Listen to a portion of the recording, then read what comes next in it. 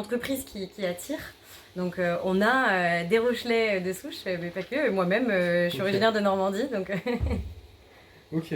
on a... La robotique, ça attire beaucoup. Oui, énormément. Ça C'est attire. un milieu qui est nouveau, qui est passionnant, qui est innovant. Et ce qui est extrêmement intéressant, c'est que dans l'entreprise aujourd'hui, avec la taille qu'on a, on se structure, hein, on a vraiment de start-up à PME, et donc on a vraiment de tous les âges, de toutes les compétences et de toutes les expériences. Ça attire des gens de tous les niveaux, C'est-à-dire... des ingénieurs, Ah oui, oui, des ouvriers. on a des corps de métier, on a un panel de corps de métier qui est extrêmement vaste, hein. On a besoin de la production, de la main-d'œuvre, parce que sans eux, en fait, les robots ne sortent pas.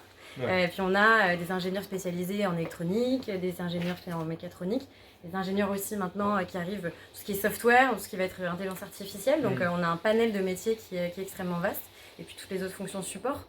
Mais ce qui rassemble vraiment l'ensemble des collaborateurs Shark Robotics, ça va être vraiment le sens de l'entreprise. Aujourd'hui, on vient chez Shark Robotics pour le sens, pour sauver des vies grâce à la technologie, prendre part vraiment à cette mission et à cet idéal que tout le monde partage.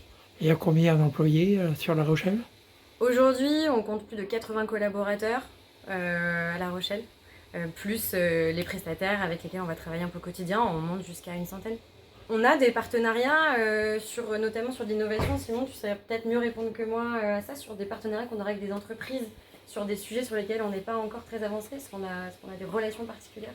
Oui, c'est le cas donc, dans le dispositif France 2030, où on forme un consortium avec l'ONERA. On a également une thèse CIFRE en cours avec l'ONERA, donc il y a mi-chemin Shark et ONERA.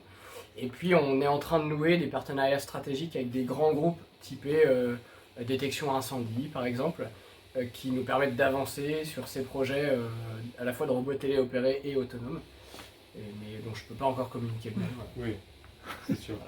Et j'aurais juste une dernière petite question, autant qu'on peut en parler, vu que je me doute que c'est assez confidentiel, par rapport à l'opération avec l'Ukraine, ça a été initié quand? Et jusqu'à présent, il y a déjà eu des envois, il y a encore des envois à venir?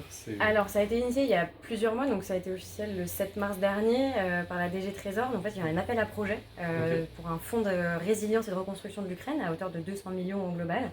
Et pour ce fonds, 17 entreprises ont été lauréates, dont Shark Robotics, qui était fièrement seule entreprise French Tech et seule entreprise de Nouvelle-Aquitaine faisant partie de ce fonds, pour lequel le projet était d'envoyer 40 robots en Ukraine. L'un des critères pour répondre à cet appel d'offres appel à projet, pardon, c'était de pouvoir livrer l'ensemble des produits sur 18 mois. Okay. Donc nous, on s'est engagé à envoyer les 40 robots. Donc c'était vraiment un produit étagère. Il ne fallait pas que ce soit un produit en cours de développement, ce qui nous a permis de pouvoir équiper le Colossus pour les besoins des pompiers, en tout cas du CESU, des services de sécurité incendie en Ukraine. Oui, et du coup, les 40, c'est des Colossus tous? Les 40, c'est des Colossus. Ok, ouais. Exactement. Et donc, ils sont envoyés par l'eau. L'envoi est imminent. On pourra, dans tous les cas, on communiquera une fois que ça aura démarré. Évidemment, on ne le dira pas avant, on le dira une fois que ce sera arrivé. Oui. Pour des raisons assez évidentes. Et donc, je ne sais pas si ça répond à toutes vos questions. Voilà, c'est 40. Ouais, très bien, ouais. 40, on va parler le nom du... Enfin, l'appel à projet, c'était pour un fonds lié... Fonds Ukraine, il s'appelle. Fonds Ukraine. Ouais. Ah oui, ok, ouais. Avec la DG Trésor. Avec la DG Trésor, super, merci. Est-ce que la robotique attire également les femmes? Oui, je suis là. Voilà.